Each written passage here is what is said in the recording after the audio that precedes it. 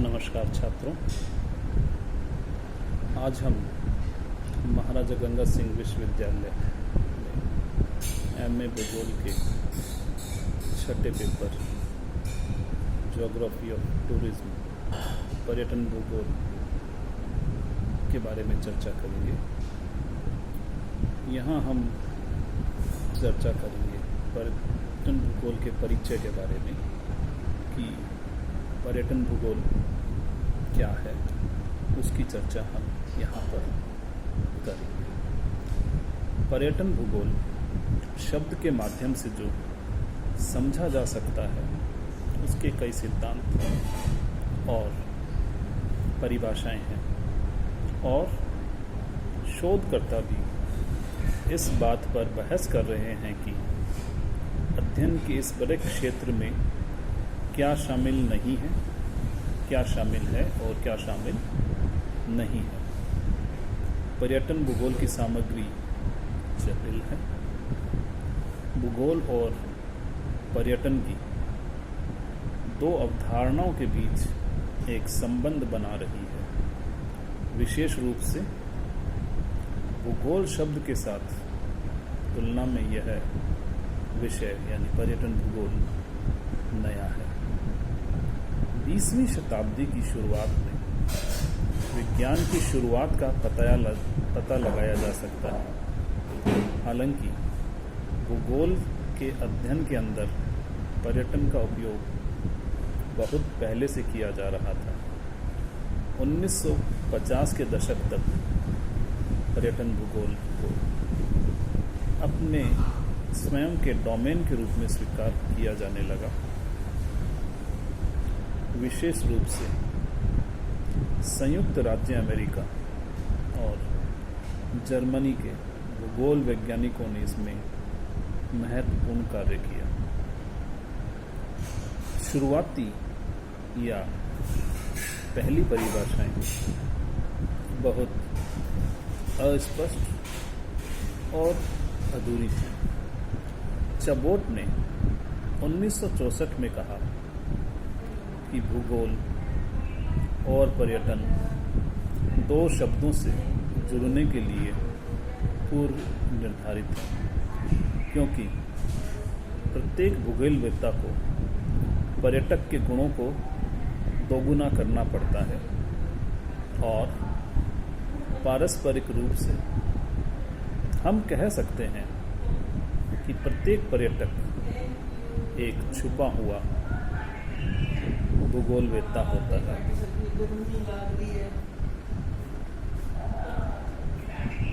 क्योंकि बुद्धिमान पर्यटक वास्तव में एक भूगोलवेत्ता होता है जिसने स्वयं की खोज नहीं की होती। जैसे जैसे अधिक से अधिक शोधकर्ताओं ने इस नए क्षेत्र का अध्ययन करना शुरू किया, परिभाषाओं की सटीकता और गहराई में सुधार होने लगा। अब हम बात करते हैं पर्यटन भूगोल की भूमिका क्या है। जैसे जैसे पर्यटन का महत्व और लोकप्रियता बढ़ती गई, विशेष रूप से पिछले 2 या 3 दशकों में दुनिया के सबसे बड़े उद्योगों में से पर्यटन एक बन गया। इसलिए भूगोल और इसके अध्ययन में पर्यटन की भूमिका बनी। जबकि पहले किसी भी पुस्तक या भूगोल के शोध में पर्यटन से संबंधित तथ्यों का उल्लेख नहीं होता था। आज हम पर्यटन पर एक अलग अध्याय के बिना किसी भी भौगोलिक विवरण की कल्पना नहीं कर सकते हैं। फिर भी सच्चे और सरल। मेरलो ने 1969 में इस विज्ञान को भूगोल की एक शाखा मानते हुए जो पर्यटन केंद्रों की स्थिति और उपस्थिति, उनकी व्यक्तिगत, प्राकृतिक और सांस्कृतिक, ऐतिहासिक विशेषताओं, क्षेत्र के संबंध में आकर्षण और परंपराओं का अध्ययन करता है, जहां वे पाए जाते हैं। परिवहन नेटवर्क पहुंच और अन्य पर्यटन केंद्रों के साथ संपर्क का आश्वासन देते हैं। अंतरिक्ष और समय के माध्यम से लोगों और सेवाओं के हस्तांतरण के संबंध में पर्यटन अनिवार्य रूप से एक भौगोलिक घटना है। इसलिए पर्यटन और भूगोल के बीच अंतर संबंधों के अनुसंधान के लिए समर्पित एक विशेष डोमेन अपरिहार्य था। हालांकि वैज्ञानिक क्षेत्र नया है, लेकिन भूगोल और यात्रा के संबंध प्राचीन काल से देखे जा सकते हैं, जब भूगोलवेत्ताओं के पास दुनिया की यात्रा करने और इसे अपने लिए देखने के अलावा और कोई रास्ता नहीं था। यहाँ हम अब पर्यटन और भूगोल के बीच के संबंध की चर्चा करेंगे। पर्यटन और भूगोल के बीच संबंध स्थान, पहुंच, पैमाने और अन्य जैसे विशिष्ट शब्दों से जुड़े हैं। इस विज्ञान में एक एकीकृत चरित्र भी है, जिसमें भूगोल, भौतिक, मानव और आर्थिक सभी क्षेत्रों के प्रमुख तत्व शामिल हैं। इसके अलावा पर्यटन भूगोल में इतिहास, भूविज्ञान, जीव विज्ञान, कला, अर्थव्यवस्था और अन्य सहित अन्य विज्ञानों के साथ कई सामान्य बिंदु हैं।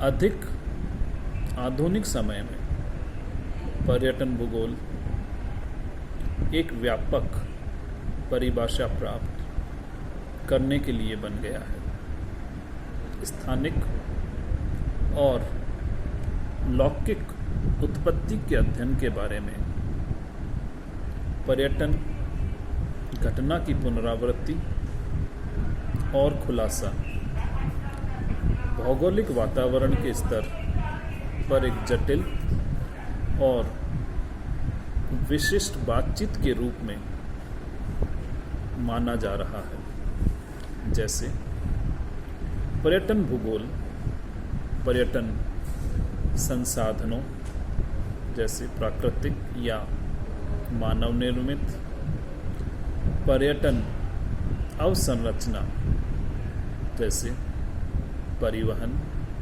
आवास आदि, पर्यटन के प्रकार और रूपों, पर्यटक संचलन, सांख्यिकी अनुसंधान, पर्यटन बाजारों, जैसी चीज़ों का अध्ययन करता है, साथ ही अन्य डोमेन का भी अध्ययन इसमें होता है।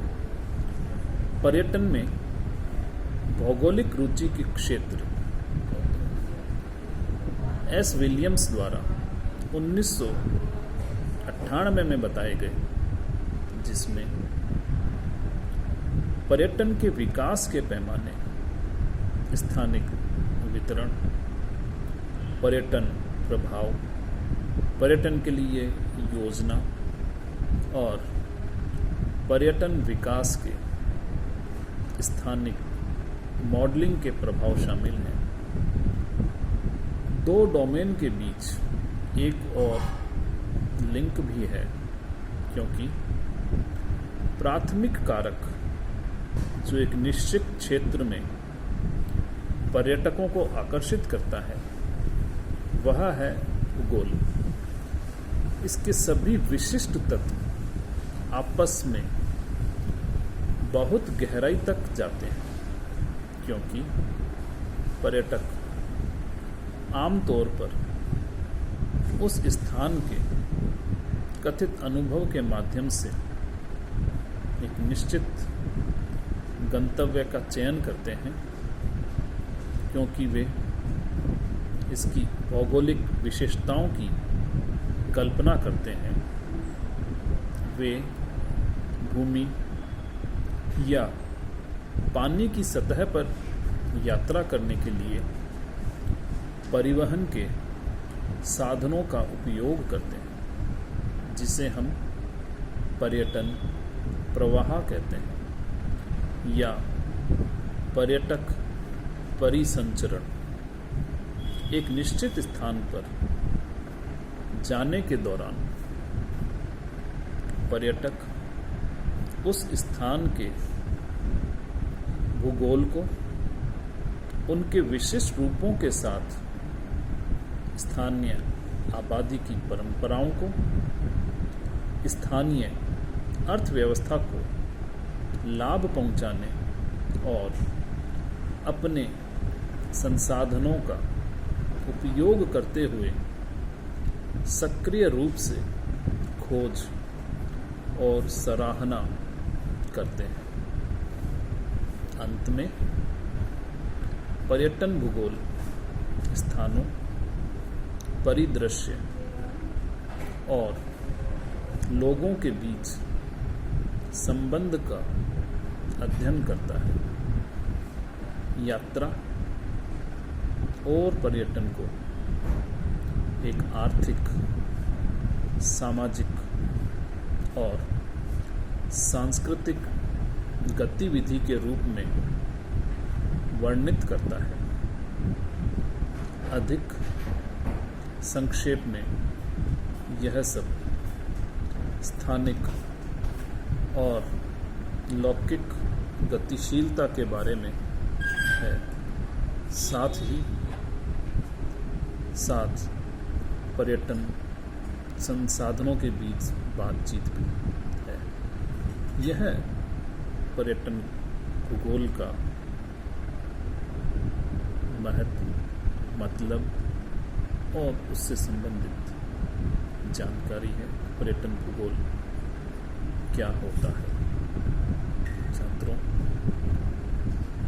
अभी जब कोरोना महामारी सारे विश्व को अपने आगोश में ले चुकी है, ऐसे समय में पर्यटन भूगोल जो मुख्य रूप से एक स्थान से दूसरे स्थान पर जाने और नए स्थान के बारे में खोज करना तथा उस स्थान के बारे में विभिन्न प्रकार की भौगोलिक और सांस्कृतिक जानकारियाँ ग्रहण करना इसका उद्देश्य रहता है। इस पर्यटन उद्योग के ऊपर कोरोना काल के अंदर बेहद नेगेटिव या विपरीत प्रभाव पड़ा है। आगे आने वाले समय में बहुत अधिक परिवर्तन होंगे, खास करके पर्यटन की दृष्टि से। पिछले, जैसा कि हमने चर्चा की थी, पिछले कुछ दशकों में पर्यटन भूगोल जो है या पर्यटन काफ़ी तेज़ी से पूरे संसार में फैला था, इसको बढ़ावा मिला था। उसके ऊपर यकायक कोरोना महामारी के कारण से एक ब्रेक लग गया है, जिससे उबरने में इस उद्योग को काफ़ी वक्त लगेगा, और लेकिन निश्चित रूप से यह वापस रिवाइव करेगा। तब तक आप सभी से ये गुजारिश है कि आप अपना ध्यान रखें इस कोरोना काल के अंदर।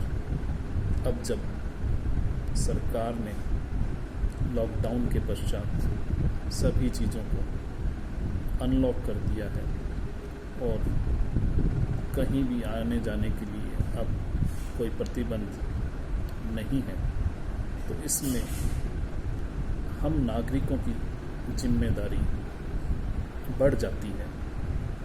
जब भी हम बाहर निकलें, बाहर हम उसी सूरत में निकलें जब आपको बहुत ही अधिक आवश्यकता हो कि बाहर निकले बिना